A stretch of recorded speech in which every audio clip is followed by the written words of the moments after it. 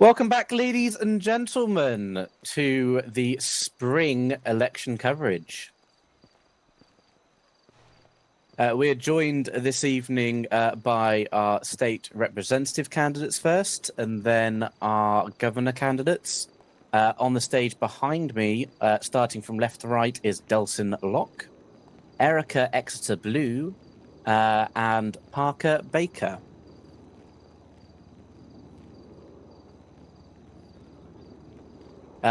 We are in Vinewood Bowl for this evening in San Andreas. I will be your host for this evening, freelance journalist Bill Smith. For this event, 3 of the 5 candidates are in attendance, obviously from left to right, as I just explained. Unfortunately, John Coronado and Maximilian von Karma were not able to attend. However, they have provided us write-in statements. We'd like to thank Pinnacle Security, LSPD, BCSO, SASP, and the Rangers for providing security at the event this evening.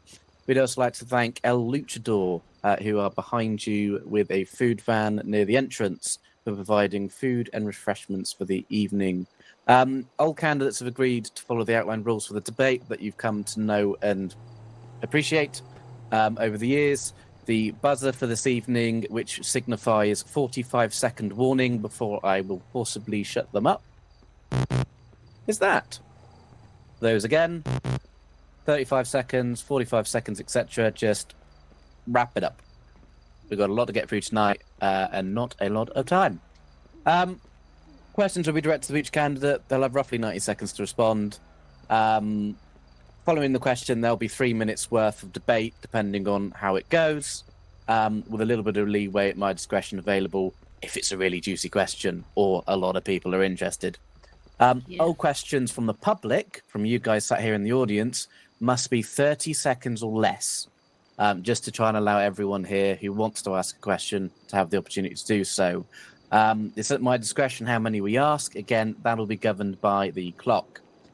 Raise your hand if you'd like to ask a question, and the buzzer is absolute again.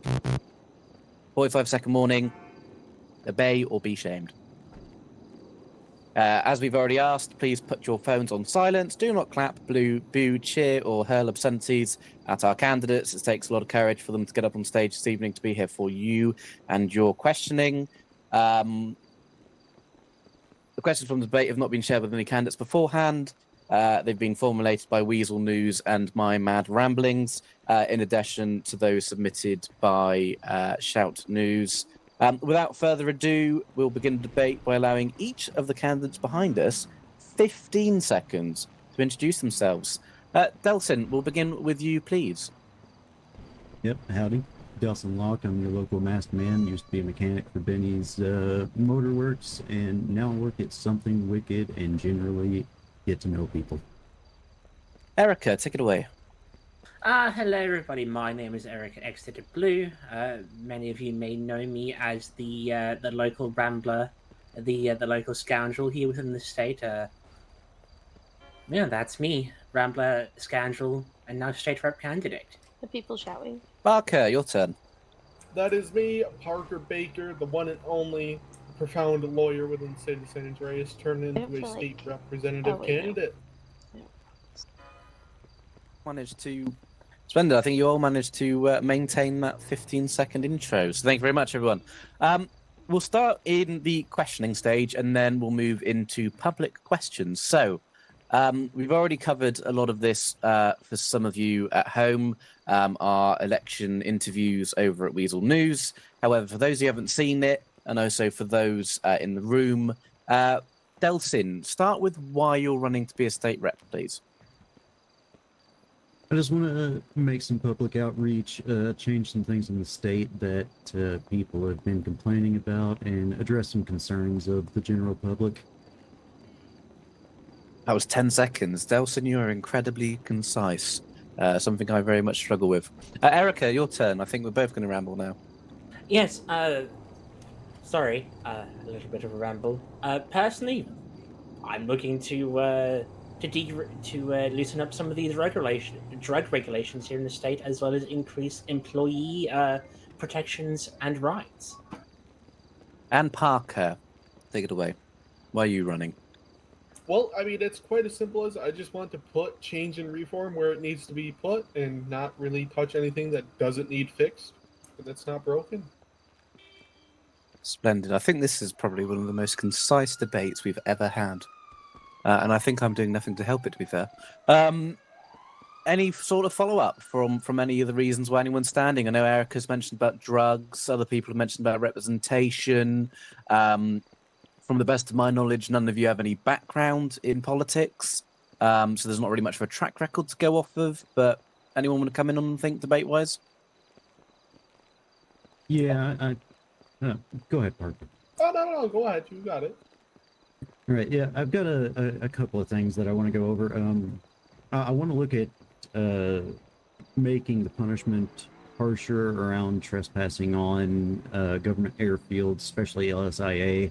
I feel like our laws in the state are really lax on that sort of thing. It's borderline terrorism as it is, and it's a massive security risk that we're just blatantly ignoring.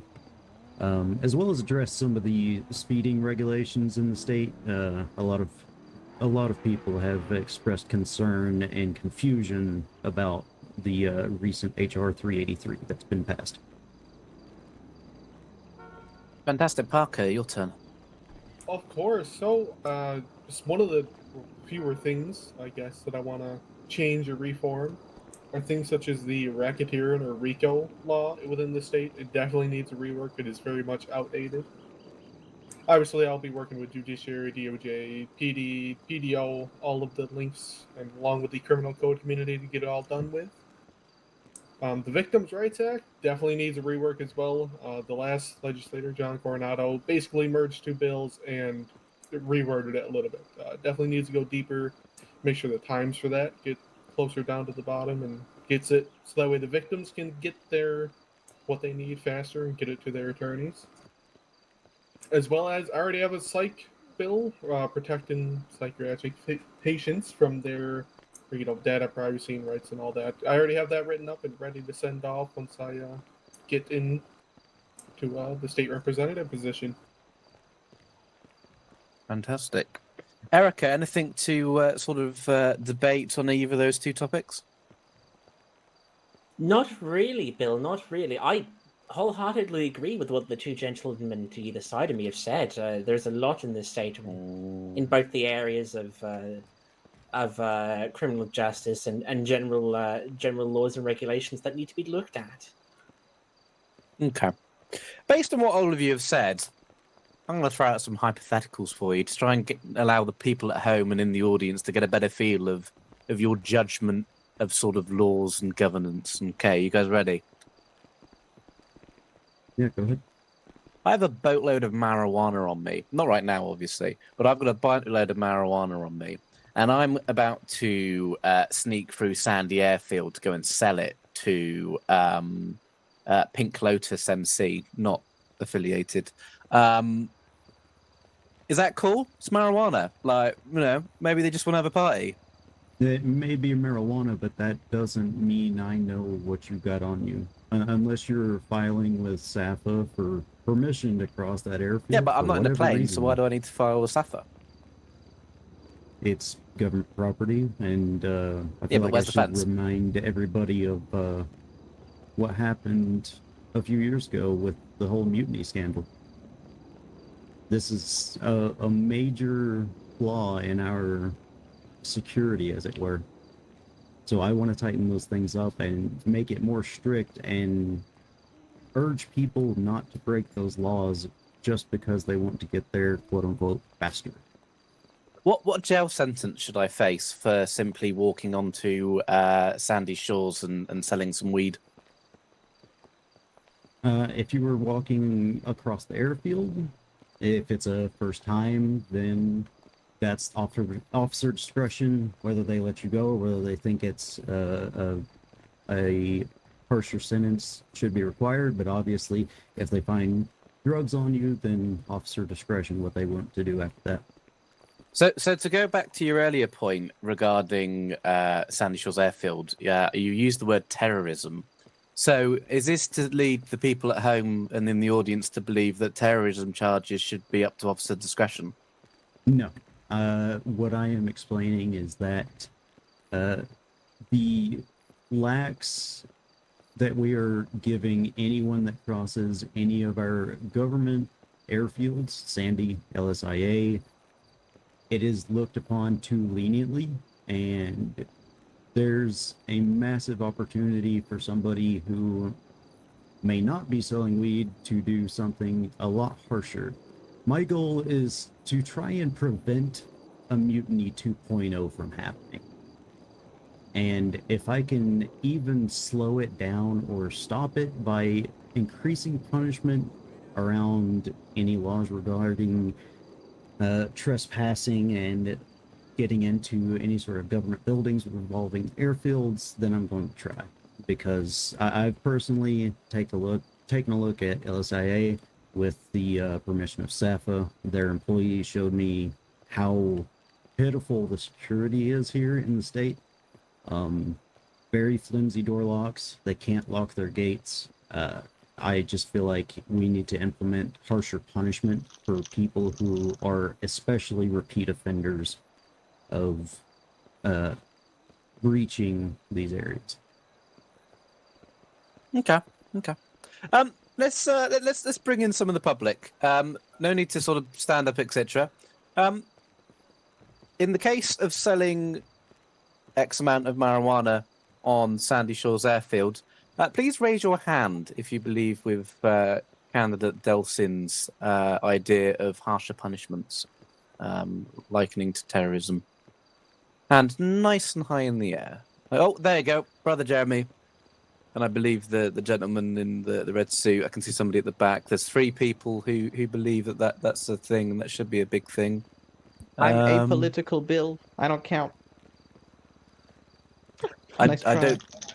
Okay, cool. Brilliant. Parker, what do you think? Should I be sent for the 9s for selling marijuana on Sandy Shores Airfield? I feel like that's very I don't think you debatable. on the airfield. I mean, it is a breach of law. Hence why we're at a obviously. debate. Yeah. It's definitely a breach of law. You should be charged some sort of crime. Whether I think terrorism is But should it be a sure terrorism charge, charge? I don't believe so. No, that's a little absurd. Now, if it was different circumstances, such as you were actively using a plane to sell, for some reason, using a plane to sell marijuana, that'd be a lot different. We obviously have dispensaries for reasons such as that. If you want some marijuana that bad, we have dispensaries for personal use, parties, so on and so forth. Okay. So, And fantastic, thank you. And Delson, to come back to you for a moment, because I know you mentioned mutiny.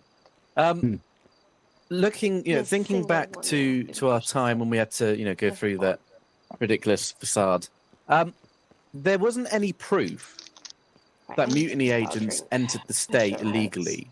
How confident are you that your plans around restricting access to sort of government buildings and such, that they would avert a similar mutiny event in future? It may not prevent it. I'm not arguing that there's a great possibility something could I only happen, mention it and- because when it comes to selling marijuana on Sandy Shores, Yes. you just jump straight to mutiny and terrorism. But I was trying to direct more what my thought process was. You brought up marijuana. I'm thinking more harsher penalties to try and restrict people from doing these things and repeatedly doing these things. For me to think about mutiny, of course, there's no proof whether or not they entered the state legally or illegally. But I do believe if we had higher security around these ventures, we could have at least caught some of the perpetrators. Okay. Thank you for clarifying. Erica, I know this is part of your policy platform. What do you think should happen to silly old Bill with his big old bag of marijuana on Sandy Shores Airfield?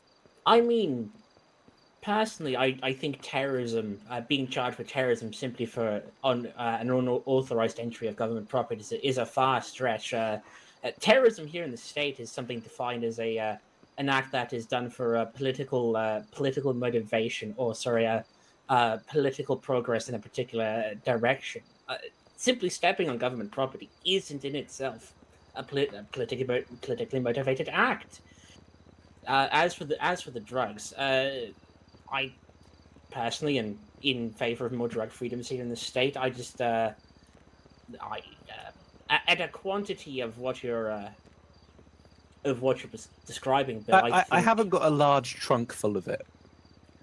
In that instance, you should be fine to transport it on your own, as long as it's not in a quantity of massive size.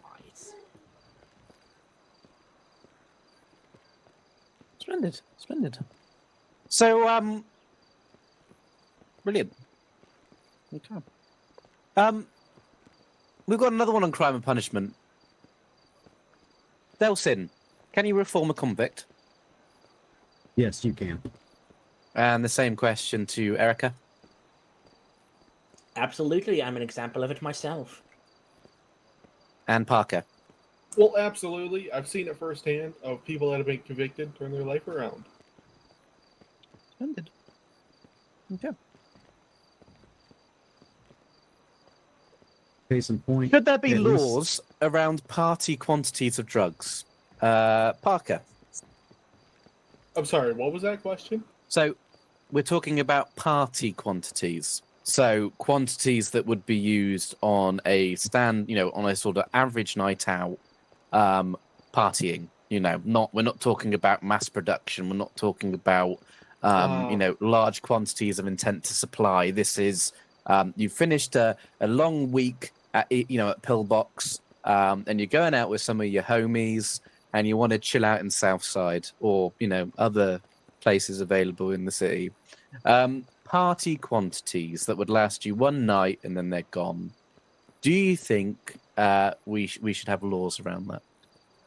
Well, I mean, around that particular thing, I don't believe so. Our current marijuana possession laws in particular are pretty lenient, considering they're per person rather than, for instance, if you have a group of 4 people, let's say, the amount of marijuana that you can legally carry is, at least in my opinion, more than enough to have a good Friday night.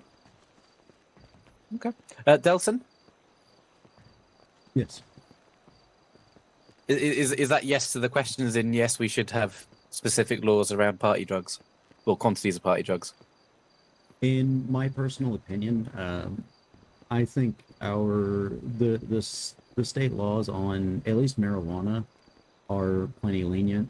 In my honest opinion, marijuana itself, it should be treated more like alcohol. It's a substance that can impair you.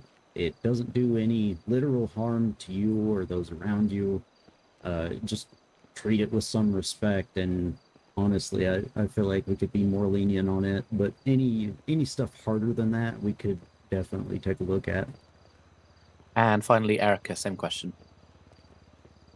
I personally think that, at least with marijuana specifically, the regulations maybe should be looked at a little bit, as the 2 gentlemen have said. The quantity that which someone can carry is honestly quite fine. I just think it should be deregulated a bit more. The process for acquiring it legally can be quite intrusive. Correct me if I'm wrong when we get to public questioning, but the process by which you can acquire some requires you to provide ID. Now, I don't think that should be the case. Everyone here is a reasonable adult and should be trusted to do what they want with their own free time and their own interests without the involvement of government. We're going to do a couple more questions before we open it up to the public in our audience. And again, for those of you at home, you may have seen my yeet earlier on. If you do have questions, Eustace, do me a favor and spread it about again. If not, yeet in your questions, and if any of them look sexy, I will use them. That's not an encouragement to include photos. That is just juicy sort of, debate style questions that are sort of, PG in nature. So we'll limit it to state reps since you're all running to be a state rep. I'm going to go one by one. state a state rep that you admire and the reason why you admire them. Parker, start it off for us. Well, I think my choice is quite obvious. The Honorable James Hill, of course. He's pushed through some good bills and is very knowledgeable about the law overall. Little And Nepo is baby. just very fair with any rulings per se or choices that he makes as a state representative. Erica?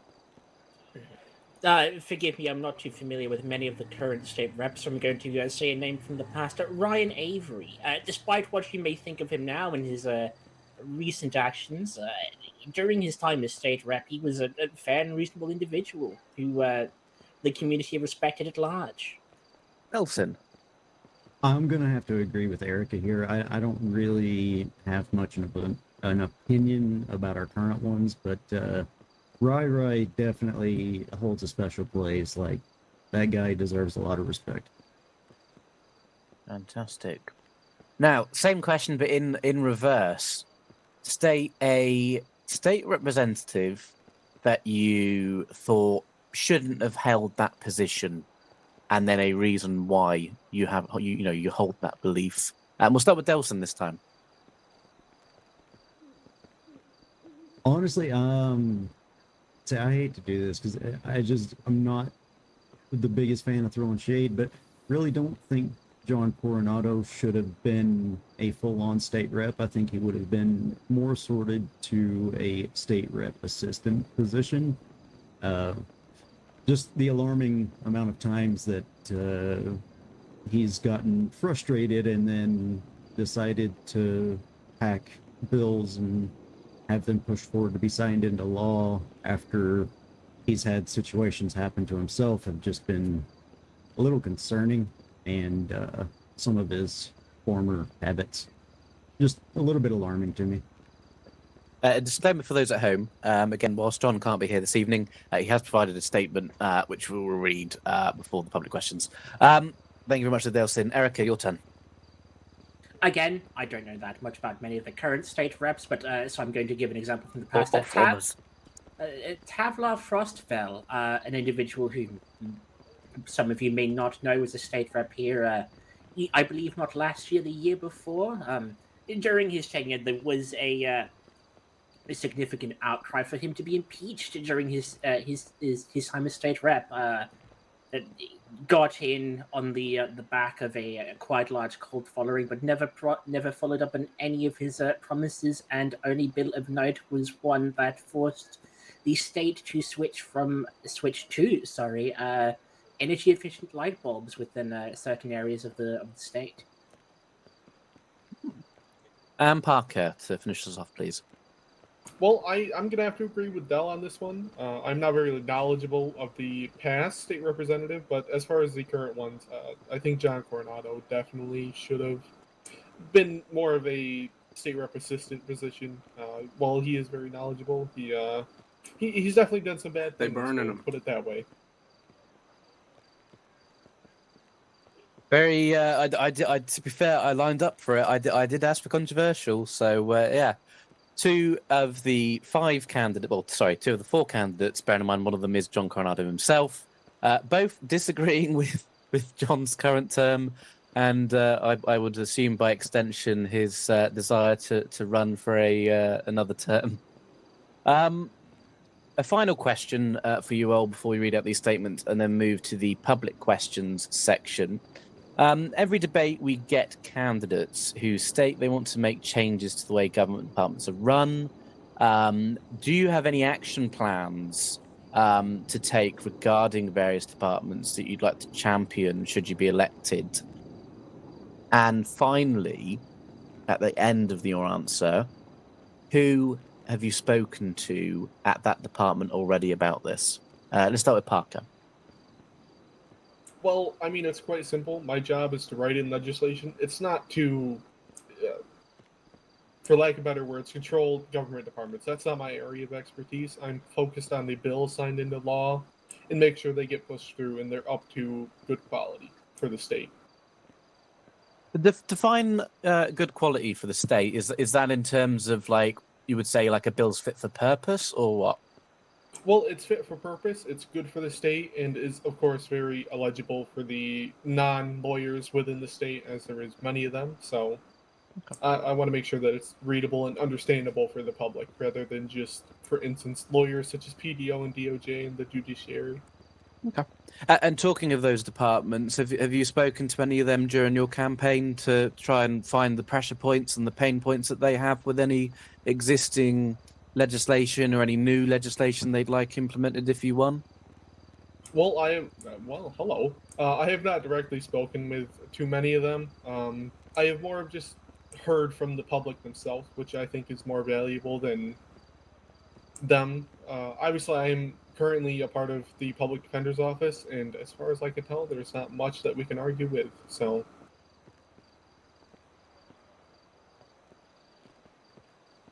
Okay, and Erica, same question, please. While I haven't looked at many government departments in specific, there is one change I'd like to make to the government as a whole. As you are, most of you, as some of you may be aware, San Andreas, when it comes to employment, is an at-will state. That still applies to government employees, even if it may be written in your SOPs that you may only be fired for certain reasons. It's not enforced in law, your SOPs. So that meaning you are still, as a government employee, an at-will employee. I want to enshrine in legislation that state employees are for cause hires and fires. As well as that, taking a look at the pay scale of certain government departments to adjust them and get them more in line with the majority, as there are a few that are out of line with the rest of them. Fantastic. And finally, Delsin, if you can take us away. Oh boy. All right. So for starters, I have reached out to a few of the different departments. I've not got to speak to all of the departments. I have spoken to a few different officers, just, you know, getting the opinion of everybody. I just want to hear what everybody's saying. That's my job as a state rep, or what would be my job as a state rep. I am the voice of the people. That means I need to listen to everybody, not just department heads. I won't be releasing any names, obviously, but I've been told on several occasions that there were several things that people were uncomfortable with and wouldn't disclose any of that information unless they were clocked out of their government job. My opinion of that is they want to avoid any form of retaliation by their employer. Another thing that I want to address is it's been made abundantly clear that certain sections of the government's they're not working with each other. Some are treated as higher up than others, and regardless of whether it is DHS, SAFA, PD, etc., at the end of the day, the government is a giant team. If we are not on the same page, then the team isn't going to work. So I really just want to get with everybody and kind of sew up some of the discourse and get it at least to a point where everybody can work together without just hating being around each other. Fantastic. Erica, to come back to you, since obviously both of the candidates sort of mentioned who well, I say mentioned who they spoke to, mentioned if they did or didn't speak to anyone from the government. To go back to your point, Erica, regarding pulling sort of pay salaries in line with other departments and such. What reference are you using for that, or sort of what way have you gathered the information that sort of, say, for instance, as an example, EMS are being paid disproportionately less than what the Rangers are, for instance? Yes, the bill section 313. I forget the exact title, but it defines the pay scale of you would be correct of each government department. If you look there are several that are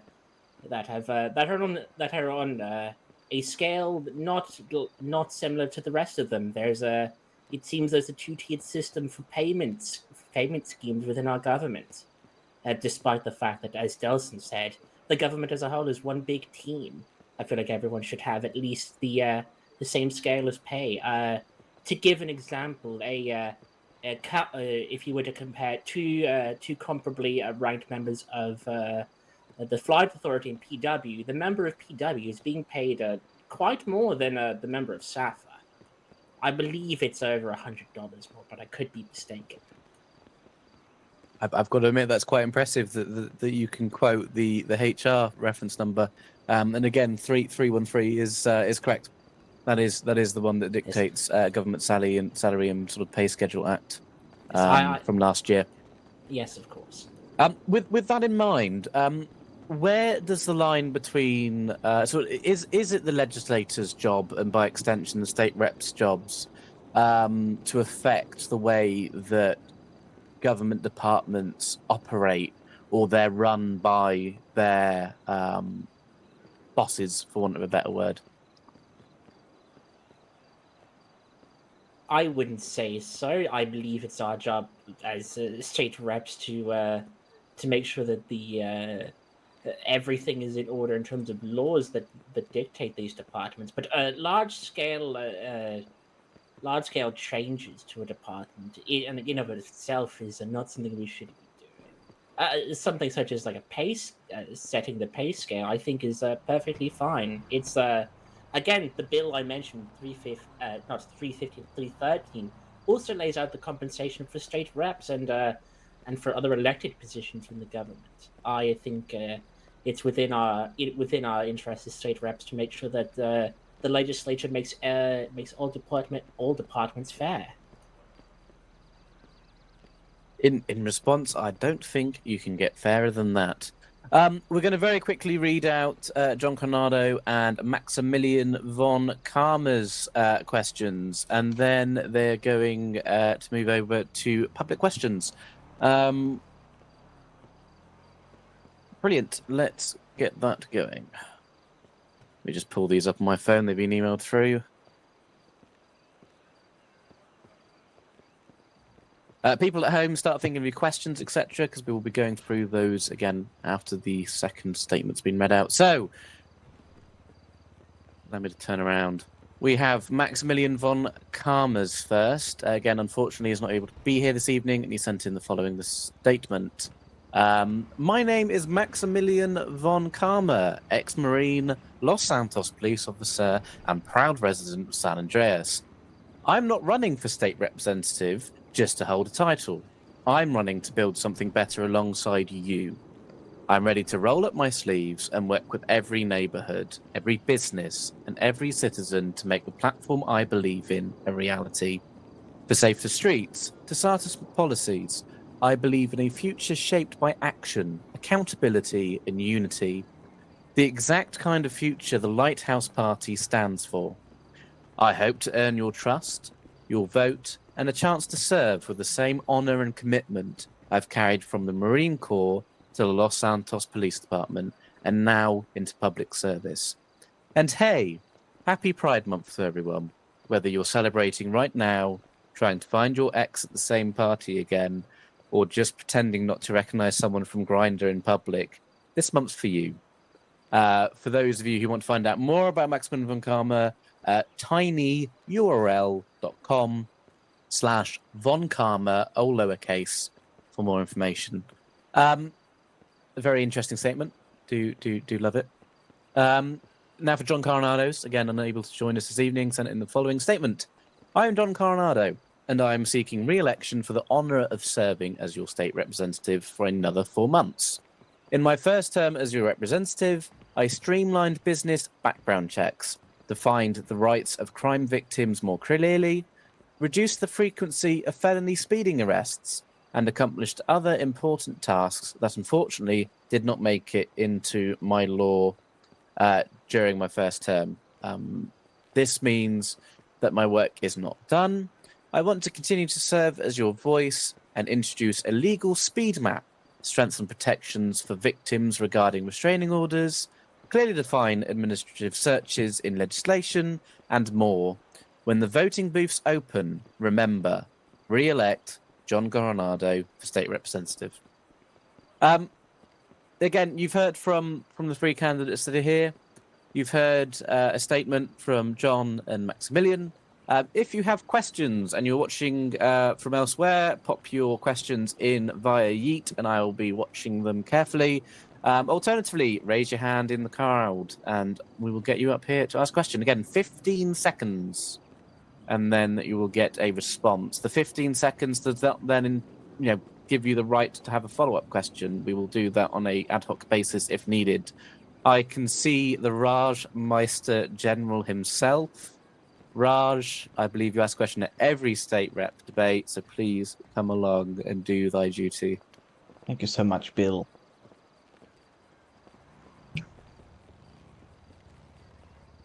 Okay. I'm gonna go quick because this time constraint's pretty tiny.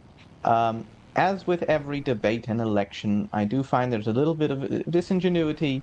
And I'm not saying anyone specific, but every time and time again, there are promises made on this stage which, no matter what, could never be achieved because there was, for lack of other words, there's no necessarily communication and checking with the department heads that those changes would affect or stuff like that. That would work, and as such, they get vetoed or thrown out in any other sort of ways. So, kind candidates, could you please each give one proposal you have that you have discussed with the relevant folks that it would affect that you believe could actually get passed? Fantastic. Thank you very much, Raj. Delson, we'll start with you. I do have one in mind, but I've not gotten to speak to the proper personnel to get that on track, so I do not have an answer for that statement. Erica. Yes, I mentioned it earlier. Within the state, as I said, government employees are still at-will employees. I've spoken with a couple of departments, and they've stated that specific conditions for firing individuals have been written within the SOPs, but their SOPs are not legally binding. It's been made clear in the state through many court cases and other things that is the case, and I think many government employees would actually quite enjoy having the job security and knowing that it is within the law and SOPs that they cannot be fired for a whim. Fantastic. And can I follow up? Is that allowed, Bill? Go on. You may have a follow up. Okay, so as I've said, the question mostly pertains to speaking to the responsible people who, the for lack of better words, the real decision makers in the departments, department heads, department command. Have you spoken to any department command members, department heads regarding your proposal? No department heads, no, just specific individuals within the in departments. As a separate question, are we talking sort of receptionists or are we talking managers? Notable individuals within departments. I've spoken. That's fine. I'm happy with that. Oh, sorry. I was going to give some specific examples. Oh, sorry, go on. Move on. No, I've spoken with Bill Smith from the park rangers about this. I've spoken with multiple higher up members of SAFA, namely Astrid and Morgan Bjorn Bourne. Fantastic. I'm pretty sure Astrid's a manager of some kind over at SAFA for reference. I think she's an ops manager, if I remember correctly. Splendid. Peter, Parker, your response, please. Of course, yeah, I actually have a couple, but most notably is the one I already have drafted up, which is the psych bill. Again, it's to protect patients with their psychiatric patients of their data privacy and everything. So you have discussed that with high up psych and SAMS then? Indeed, I have not directly, but I have spoken to them, yes. Splendid. As Raj would say, splendid. Thank you so much, Bill. Fantastic. Right, hands nice and high in the sky if you wish to ask a question. I can see one. I can see two. I see two. Yep, I can hear that, James.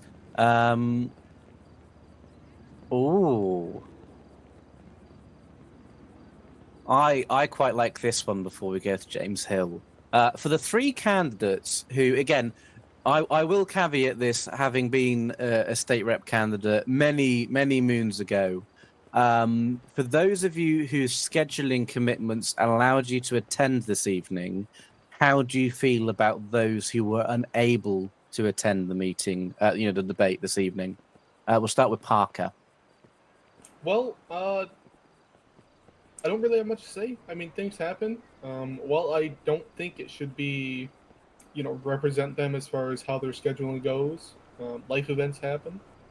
I was very close to not attending myself, but made it on time. Good. Okay, Erica.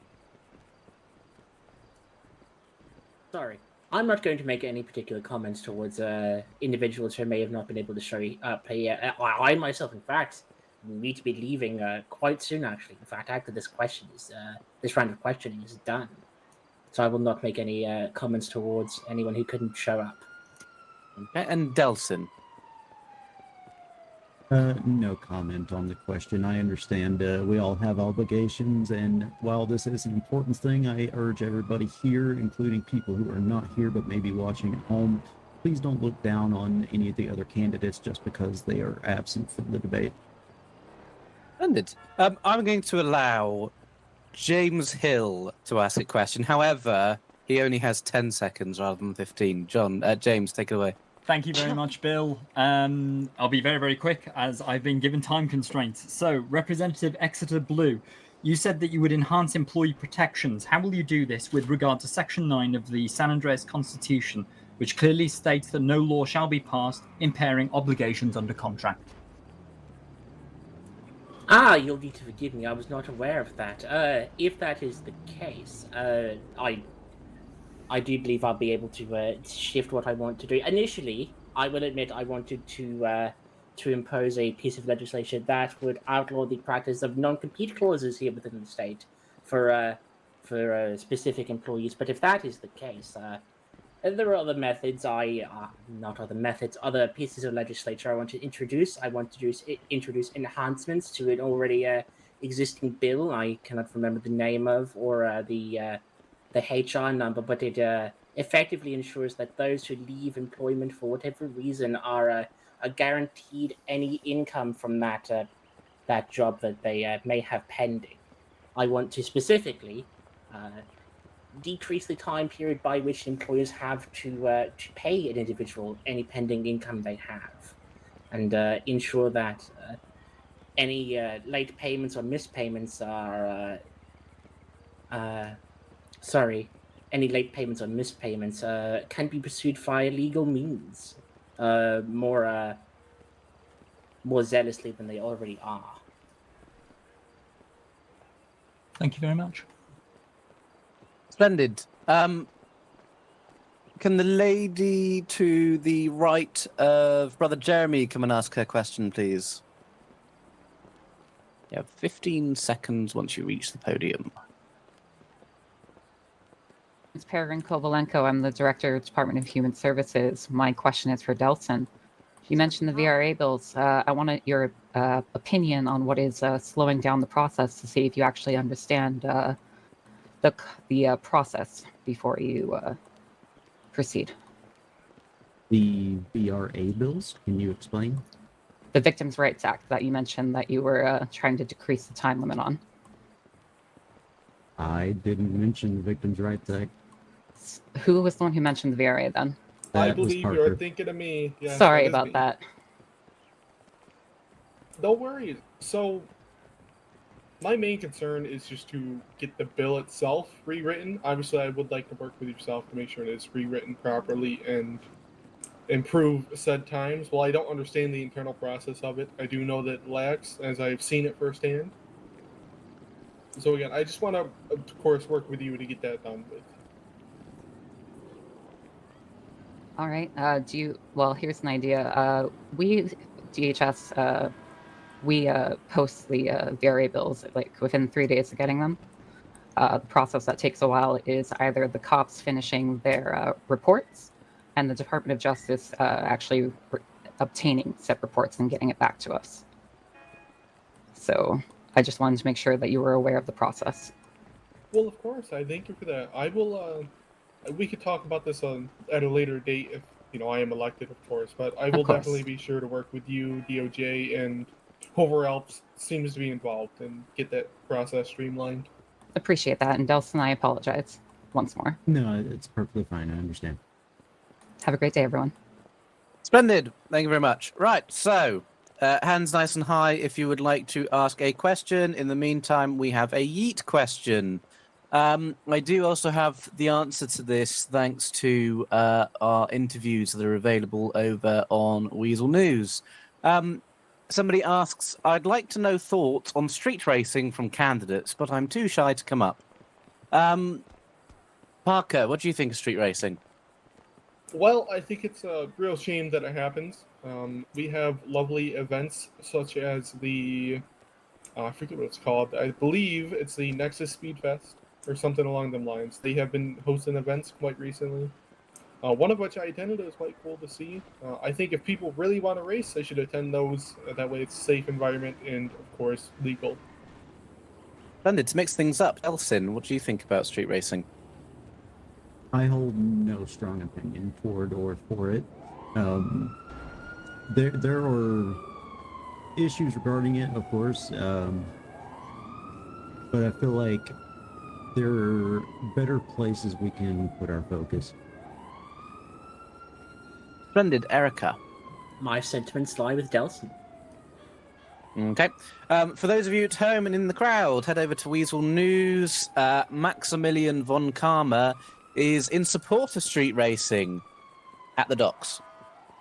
The clarification, at the docks. Find out more on his interview. It's only 4 or 5 minutes. He talks in depth about his plans to make street racing legal in the docks. Brilliant. Right, hands up and high in the sky if you wish to ask a question.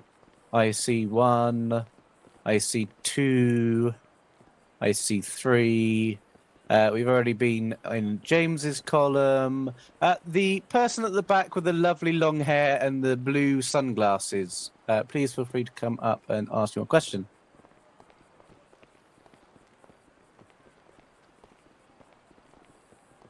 We'll have about another 6 or 7 minutes of questions, and then we'll go to break shortly after. Hello, candidates. My name is Jason. I was the person who had posed the question about the missing candidates. However, it was a little bit misconstrued. My question was how you guys felt about their statements, not about them missing. So if you guys wanted to opine on that, you guys feel free to do so, about what they have for their statements. We can start with you, Parker. Yeah, I was gonna say. I guess I will go first. Well, I don't really have much to say about Maximilian von Karma's statement. It's quite genuine from what I can tell. Similar to John Coronado, he says he wants to do a lot of things. I guess time will tell whether he does or not, or whether he has the ability to. Splendid. We can jump to Erica, please. I don't have much to say. Sorry, I don't have much to say. In addition to what Parker said, I do wish they could have been here so that they could have been a part of these debates. I obviously understand why they couldn't, but no, I think what they're a lot of what they're actually trying to do, or what they've stated they want to do, is quite noble. And finally, Delson, please, before we move on to another question. I have nothing negative to say about the absent candidate statements. I believe that they both sound genuine, but it is yet to see if they are elected or re-elected. In some cases, if we will see any of those changes take place. Understood. Splendid.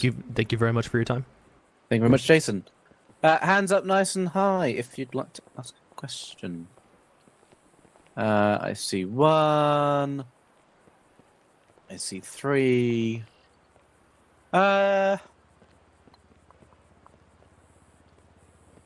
Jax, take it away.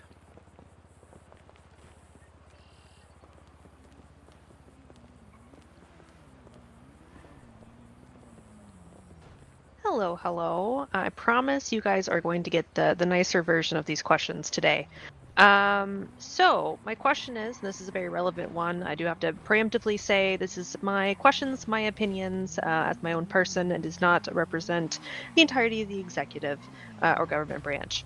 That being said, if we can start from left to right, how do you write a bill? I'm going to interpret that as Delson first, please. You had to put me on the spot like this. Oh, I tend to do that. Yeah, unfortunately, I've been doing most of my campaigning and footwork largely alone. I don't have a direct answer for you. It's something that I will have to learn on my own, I suppose. And Erica. Can somebody actually shoot that guy? If you're asking about my personal process, I like to research. I like to read. I like to see what the people are doing, and then I take notes. I write,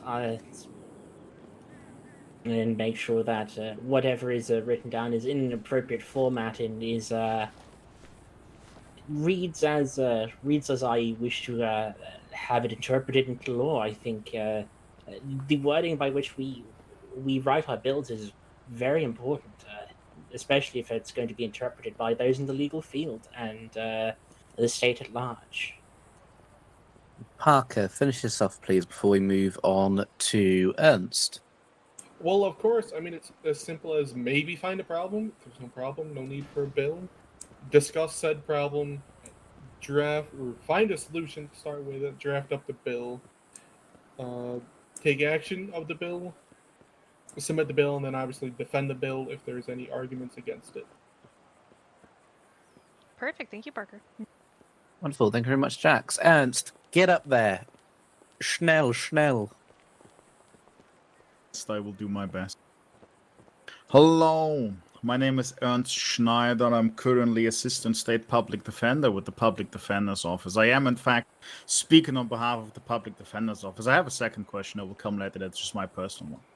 So, what is your plan in regards to communications with the Public Defender's Office or, the departments in general, given the fact that for the last, I want to say, year and the last 3, 4, 5, 6 legislations, none of the state reps have done any effort to reach out to the Public Defender's Office for any input on any law, and given that you just stated that it's relevant for the legal field to be able to interpret them and, regard them. What's your idea to reach out? What's your plan? Yes, of course. For any bills that I may propose, I want to get the opinions of lawyers from all sides of the fence, both civil, criminal, those in the judiciary as well. The Public Defender's Office, especially. As I stated earlier, I want to look at the pay scale of government departments, and looking at HR 315, you can see the PDO specifically is one of the departments on the what I'm going to coin now the lower tiered pay scale. And so I'd like to, if in the eventual, if in the case I am elected, I'd like to speak with the government, the PDO in how to work and how to address that specifically among many other things I wish to do with the increasing of employee rights and protections here in the state.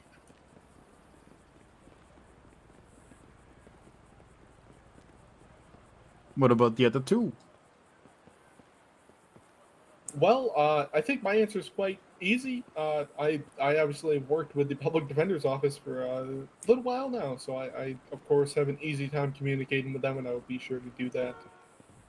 Along with, of course, other departments that deem fit to communicate with regarding bills.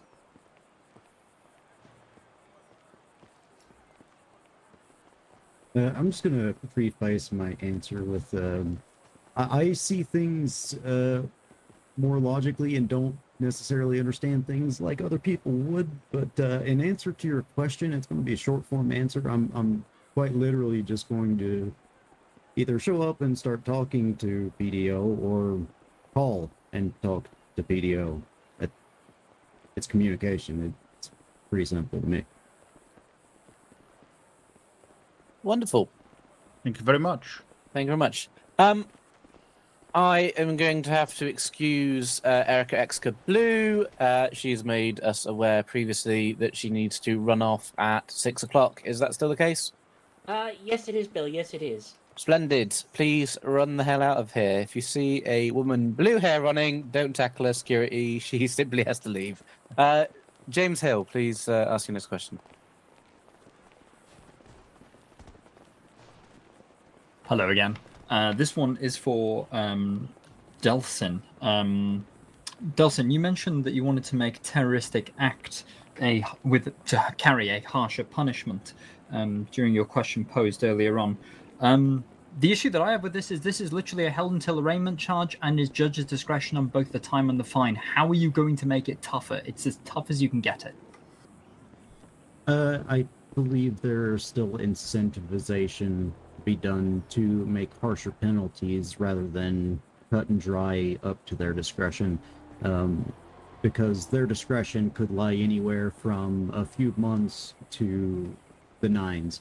But everybody's throwing my unfortunate wording out of proportion.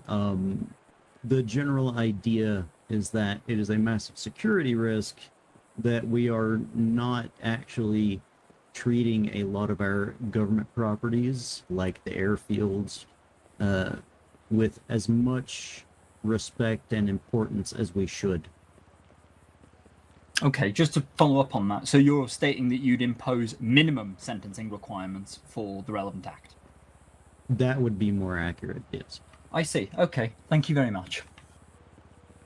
Splendid. Right, hands nice and high. Wave them in the air like you just don't care. Who's got a question they'd like to ask? We're going to cut very shortly. Got time for one or two more questions. One or two more. Anyone. I don't care whether it's security. Erin, you're banned because you're doing the camera. Same goes for Weasel Cameraman. Anyone else got a question? Anyone else? I'm going to pick on someone. Governor Jeremy, as our reluctantly outgoing governor, come and ask a question of the people who may be forming the next state legislature, please. Yes, he's here. Brilliant. Right, do it. Think up. And then we'll go to Ernst. Hello, YouTube. I am the current governor, Brother Jeremy Barbant. Being part of the legislative branch, it is not a solo branch within the government of San Andreas, where you need to communicate and work with the executive. So my question for you is, how are you going to ensure constant and frequent communication with the next governor? We'll start with Delsin first. Probably talk to him. I mean, yeah. Okay, sure. That's just how I see it. You're asking me to, like, it's simple communication. It's like, if I can't find him, call him. If I can't call him, email him. Oh, Parker? Well, I mean, you can't get any more straightforward than that, I will say. But I mean, it's pretty easy to communicate with the executive department. There's definitely ways to do it. Many he already listed, so it's if they need to be brought in, they shall be brought into the discussion. Splendid. If Brother Jeremy can stay there, please. May everyone please rise. Can everyone please stand from their chairs? We did this at Brother Jeremy's inauguration, just for all of you to be aware. We all saluted Brother Jeremy and said, "Brother, my brother." He's served not for one but 2 terms, therefore achieving around about 8 months or more in office. If we may all now salute our outgoing Brother Jeremy. Apparently, I'm not allowed to encourage a coup to get him a 3rd term, so don't do that. Wink, wink. But yes, brother, my brother, we love you, Brother Jeremy. Okay. Speech. Yeah, speech. Not doing a speech. Today is not my day. It's not my day. Hell yeah, Jezza. You can do that. You may now take your seat again, and unless you want to announce a 3rd term. Absolutely not. Cannot do that. Per the Damn it, it's Constitution. okay. It's worth a try. It's worth a try. Thank you very much, everyone. Ernst, finish this off, please, before we go to our break. Hello. This is Ernst Schneider acting as civilian Ernst Schneider this time. Alright. We sadly don't have Erica here anymore because it is relating to payment. But just in general speaking, you are getting paid $75,000 a month, which is roughly translating this to the government pay scale, 72 hours of a department head or close to 150 hours for a paralegal, roughly along that line for a normal cop or, starting position as well. How are you looking into, like, putting the hours in? Well, I know from my perspective, it's not really the amount of hours that we put in, but more of the work that we output. Well, I do feel that it's quite a shame that we are paid that way. It's for good reason. There is a lot of back-end work that we put in that takes a lot of time and knowledge. So it's less about the paying for the amount of time we put in, but more of the knowledge and expertise we put in.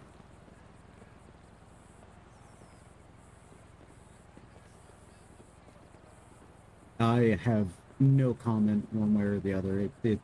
Like, I'm broke. I'm not like everybody else here that has a lot of money. I have barely enough to feed myself for the week.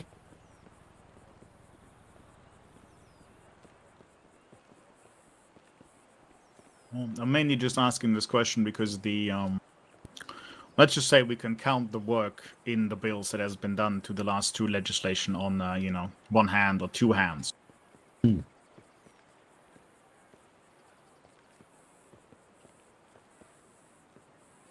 Was there a question in there? Well, I'm just wondering, like, how are you gonna ensure that, that money that the state is paying you is put to good use and not just ending in one bill that gets shot down because everyone dislikes it? Well, I know for me personally, I'm not doing this for the money. That wasn't even my intention. It is simply to make sure that reform and change happens where it needs to be, where it needs to. So I will definitely be putting in the work. I can't say much for our past legislators and some of our current ones. As just a side note as well, for someone who reads each bill, unfortunately, quantity does not always equal quality of bills. We've had plenty of state reps in the past, I won't name names, who can pump out bills like some form of automated machine, and they can be dribble. And then we can have some people during their entire sort of term that spend painstakingly amount of hours talking to every head of department, receptionist and janitor within the department, and the public who involve themselves with that service to craft one beautiful bill that lasts, the length of time. But thank you very much. I make that 10 past 6. Thank you very much, ladies and gentlemen. This is the state representative debates finished. Please go and have lunch or dinner, etc., with El Luchador. Stick around. We will be coming back shortly for the state rep debates. Ignore me. The governor debates. Those, if I check my calendar, are scheduled for 6:20 p.m. So go and have 10 minutes. Go and take 10 minutes and shove a chili dog down your mouth. That's what I'll be doing. Bill, real quick, would I be all right in making a closing statement? I never got to formally answer the last question. We will have a very, very quick 60-second closing statement from both. Go ahead, Delson. Start with yourself, please. Right, I'd just like to go ahead and reiterate myself here. I understand a lot of my answers may have been controversial today, but I do want everybody to know, especially since the topic of our wages had been brought up, if we are elected into office, I will speak, at least for myself, that I can't guarantee a certain number of bills. It could be 1, it could be 5, it could be 10, but my job is going to be listen to everybody, make your voices heard, and for those of you that remember the massive Benny's Motorworks car show that happened on LSIA Airport, I spent a lot of legwork over several months making sure that happened. So rest assured that I will be putting in a lot of effort to make you guys heard. Splendid. And Parker, to finish us off, please. Well, to be honest, I don't have one prepared, but I will give it my best shot. I'm just going to recap on everything. I'm not in the business of quantity, more of the quality. I'm here to ensure that change and reform happens where it needs to happen. In places such as the racketeering, otherwise known as RICO law, that's very much outdated and needs rework, I will be working with specific departments, PDO, DOJ, PD, Judiciary, all of the above, to ensure that gets done. Similar to the Victims' Rights Act bill, which, as I kind of touched on, is just two bills merged together and reworded a little bit to make it look fancy. That needs some rework, and I'll be working with DHS regarding that. As well as the psych bill that I've mentioned is drafted up and ready to be sent out as soon as I get into a chair. Fantastic. Thank you very much, State Rep candidates, for joining us this evening. Again, head over to El Lunchador, stuff your faces, drink plenty of drinks, use the bathroom, talk to Weasel News, and talk to Useless News and tell them what you're thinking so far, or just go on Yeet and have a mad rant.